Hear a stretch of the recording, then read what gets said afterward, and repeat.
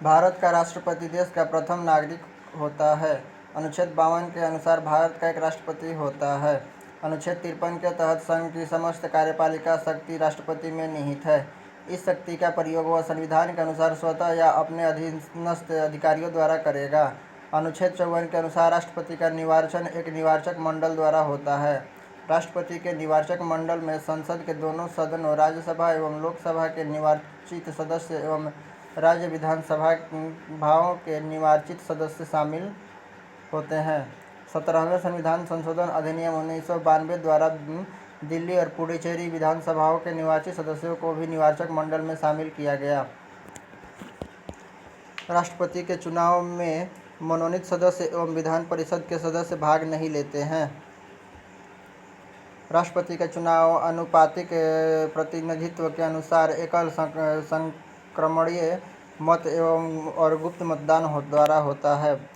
राष्ट्रपति चुनाव से संबंधित सभी विवादों की जांच और फैसला उच्चतम न्यायालय में होता है तथा उसका फैसला अंतिम होता है। राष्ट्रपति के चुनाव को इस आधार पर चुनौती नहीं दी जा सकती कि निर्वाचक मंडल अपूर्ण है। अनुच्छेद 58 में राष्ट्रपति निर्वाचित होने के लिए अर्हताएँ भारत की नागरिक हो, 35 वर्ष की आयु पूरा कर चुका हो तथा लोकसभा का सदस्य निर्वाचित होने की योग्यता बताई गई हो। राष्ट्रपति के चुनाव में नामांकन के लिए उम्मीदवार के कम से कम 50 प्रस्तावक 50 अनुमोदक होने चाहिए। जमानत राशि के रूप में 15,000 रुपये जमा करना होता है। यदि उम्मीदवार कुल डाले गए मतों का 1/6 भाग प्राप्त करने में असमर्थ रहता है तो जमानत राशि जब्त कर ली जाती है। अनुच्छेद 56 में राष्ट्रपति की पदावधि पद ग्रहण की तारीख से 5 वर्ष का उल्लेख है। अनुच्छेद 56(1) क के अनुसार भारत का राष्ट्रपति अपना त्यागपत्र उपराष्ट्रपति को संबोधित करके देता है। उपराष्ट्रपति इसकी सूचना लोकसभा अध्यक्ष को तुरंत देता है। अनुच्छेद 56(2) के तहत भारतीय संविधान का अनुच्छेद 57 राष्ट्रपति के पद के लिए किसी व्यक्ति के पुनः निर्वाचन की पात्रता निर्धारित है। 42वें संविधान संशोधन अधिनियम 1976 के अनुसार राष्ट्रपति के निर्वाचन में जनसंख्या से तात्पर्य वर्ष 1971 की जनगणना द्वारा निर्धारित जनसंख्या से है।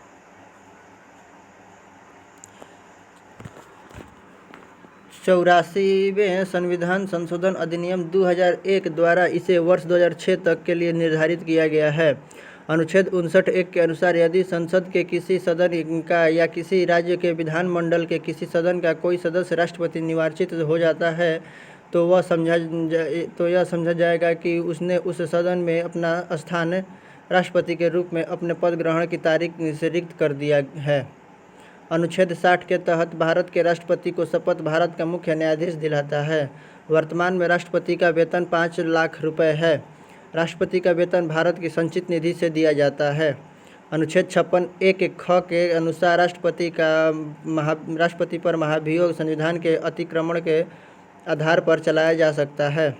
अनुच्छेद 61 में राष्ट्रपति पर महाभियोग की प्रक्रिया का उल्लेख है। अनुच्छेद 61(2) के अनुसार महाभियोग का आरोप तब तक नहीं लगाया जा सकता जब तक ऐसा आरोप लगाने के प्रस्तावना किसी ऐसे संकल्प के अतिवृष्ट नहीं है जो कम से कम 14 दिन की ऐसी लिखित सूचना को दिए जाने का प्रस्ताव पारित न किया गया हो। इस प्रकार 14 दिन की अग्रिम सूची के साथ ही संकल्प पर सदन की कुल सदस्य संख्या के कम से कम 1/4 सदस्यों के हस्ताक्षर भी होने चाहिए। अनुच्छेद 62(2) के अनुसार यदि राष्ट्रपति पद की रिक्ति राष्ट्रपति की मृत्यु पद त्याग तथा या पद से हटाए जाने के कारण हुई है तो पद को रिक्ति भरने के लिए निर्वाचन रिक्त होने की तारीख से पश्चात यथाशीघ्र और प्रत्येक दशा में 6 माह बीतने से पहले किया जाएगा। यदि मृत्यु त्याग पत्र अथवा हटाने जाने की स्थिति में राष्ट्रपति का पद रिक्त हो तो पद का कार्यभार उपराष्ट्रपति संभालेंगे। यदि किन्हीं कारणों से उपराष्ट्रपति भी उपलब्ध नहीं है तो उच्चतम न्यायालय का मुख्य न्यायाधीश या उसके न रहने पर वरिष्ठतम न्यायाधीश राष्ट्रपति के कार्य को संपादित करेगा।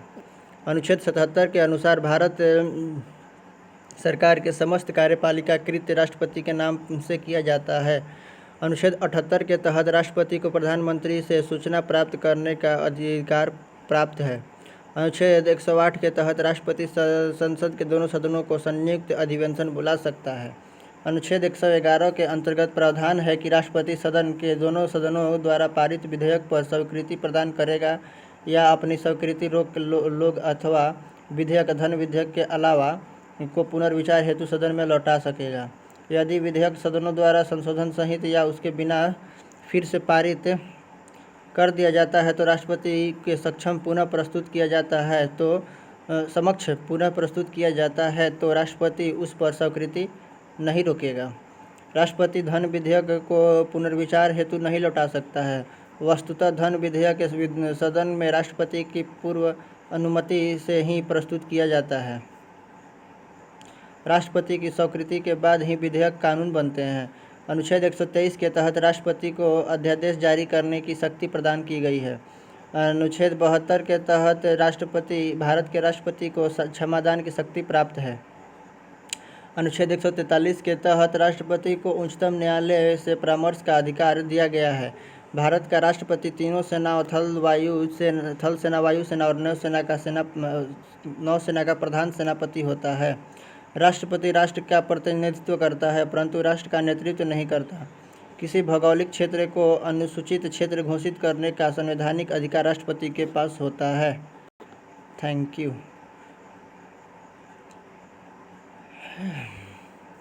भारत के प्रमुख राष्ट्रपति का नाम। भारत के पहले राष्ट्रपति थे डॉक्टर राजेंद्र प्रसाद, जो कि 26 जनवरी 1950 से 13 मई 1962 तक बने। फिर दूसरे राष्ट्रपति के तौर पे भी डॉक्टर राजेंद्र प्रसाद को ही चुना गया,